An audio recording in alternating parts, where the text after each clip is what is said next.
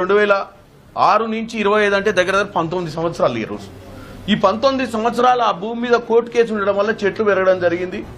చెట్లు పెరగడంతో ఈ రోజు దాన్ని ఫారెస్ట్ ల్యాండ్ కింద చిత్రీకరించే ప్రయత్నం చేస్తూ రాజకీయం చేసే ప్రయత్నం చేస్తూ ఈ రెండు పార్టీలు.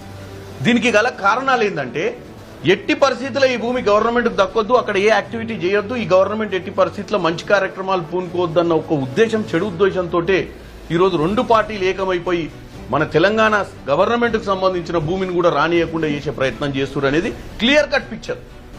దీంట్లో మళ్ళీ వీళ్ళు తప్పుడు ప్రచారం అనేది బ్రహ్మాండంగా చేస్తున్నారు. ఏమని అక్కడ కొండలు ఉన్నాయి, అక్కడ ఎన్విరాన్మెంటల్ ఇష్యూస్ ఉన్నాయి అవన్నీ అని చెప్పి. దానికి సంబంధించి ఈ రోజు పొద్దున్నే ఒక ట్వీట్ నేను పెట్టిన మార్నింగే మీకు కూడా మీ గ్రూప్లలో. ఈ పర్టికులర్ వ్యక్తి నిన్న ఒక జింక చచ్చిపోయిన దాన్ని చూపించి ఇది జింక ఇక్కడే చచ్చిపోయింది, ఇది ఇట్లాంటి ఏదైతే ఫారెస్ట్ ల్యాండ్స్ ని మనం అక్వైర్ చేసినప్పుడు ఇలాంటి వన్యప్రాణులు చనిపోతాయని చెప్పి ప్రజల్ని రెచ్చగొట్టే దోరులో ఈ సుమిత్ జా అనే వ్యక్తి కూడా పోస్ట్ చేసి తర్వాత డిలీట్ చేసిండు పోస్ట్.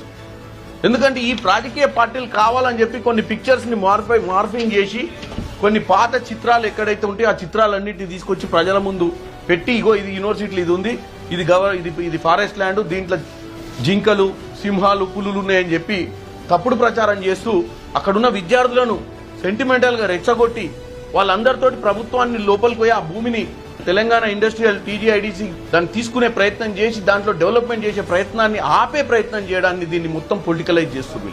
అయితే నేను ఇచ్చిన ఫ్యాక్ట్స్ ప్రకారం ఇది ఆల్రెడీ గవర్నమెంట్ గతంలో ఒక ఐఎంజీ సంస్థకి ఇచ్చి వెనుకకు తీసుకొని తర్వాత హైకోర్టులో సుప్రీంకోర్టులో గవర్నమెంట్ గెలిచి మధ్యన 4 ముఖ్యమంత్రులు దీని మీద పోరాటం చేసి ఈ రోజు రాజకీయం చేయడాన్ని ప్రజలు గమనించాలని కోరుకుంటున్నాం.